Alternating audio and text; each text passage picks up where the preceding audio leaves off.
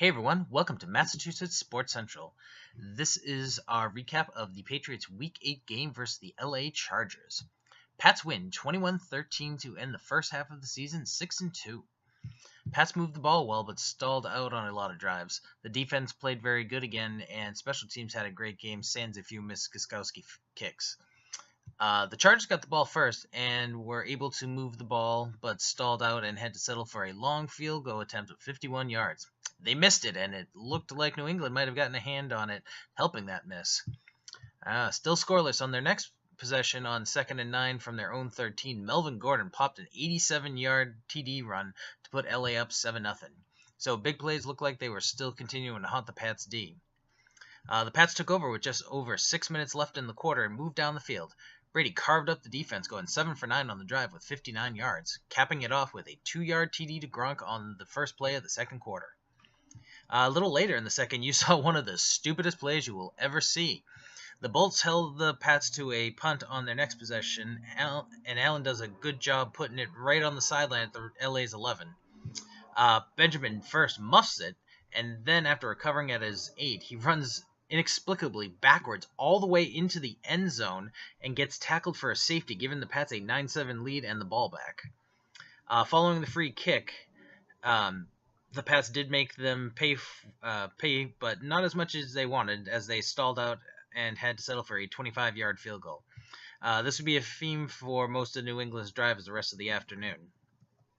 After the defense got a stop, the Pats got the ball back at 2 minutes to go.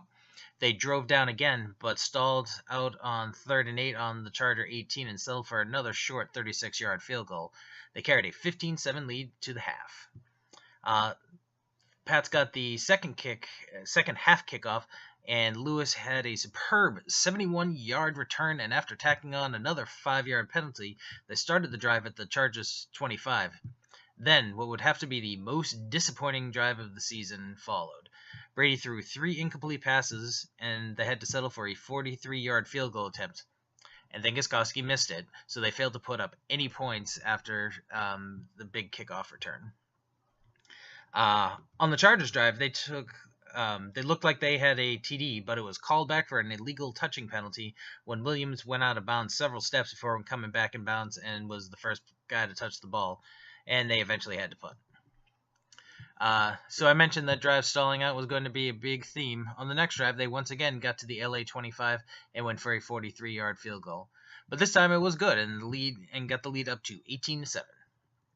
On the Chargers drive, they again looked like they closed the gap with a TD, but it was called back on a offensive pass interference call on a pick play. LA was not able to do much after the penalty and had to punt it away again. When the Pats got it back, they once again moved down the field and interestingly once again stalled at the LA 25 and went for yet another 43-yard field goal, and it was another miss, and it kept the game 18-7. Chargers finally were able to make the Pats pay for the gaffe, quickly moving down the field, and Rivers hit Benjamin for a 24-yard touchdown to bring it to 18-13 once the 2-point attempt failed.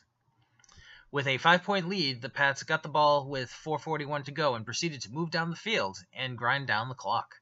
They did once again stall out at the 8 and got a short 26-yard field goal to get the lead up to 8.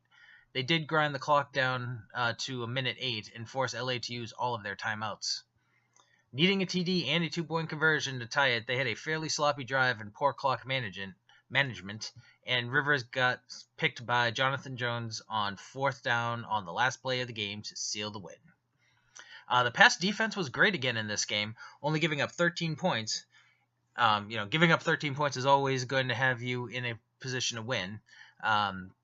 While you can point to giving up the big play to Gordon was bad, you can also look at it as the occasional big play will happen, and outside of that, they mostly shut down the Chargers' offense on the day.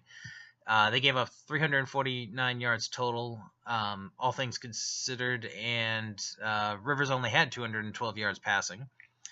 They did give up 157 yards on the ground, but outside of Gordon's run, they only had 70 the rest of the game. On the offensive side, the running game was mediocre, with 4 guys combining for 95 yards on 31 carries for a fairly meager 3.06 yards per carry. However, through the air was a different story, with the running backs combining for 14 catches for 163 yards. Individually, Burkhead led the team with 7 catches and was second with 68 yards.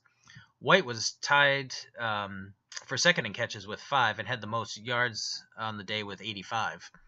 4 guys had 5 receptions on the day, so besides White, Hogan, Cooks, and Gronk also had 5. Gronk had the only touchdown to go along with his 57 yards. Brady had a great game, going 32 for 47 with 333 yards and a TD with no picks. So halfway through the season, he's leading the league in completions and on pace to set a career high.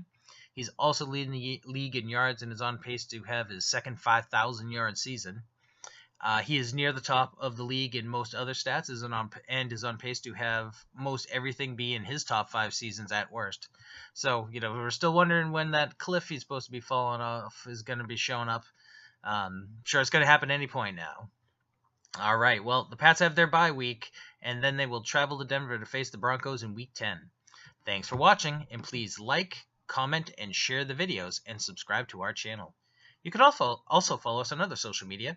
Facebook and Twitter are both at MA Sports Central. Thanks, and we will see you soon.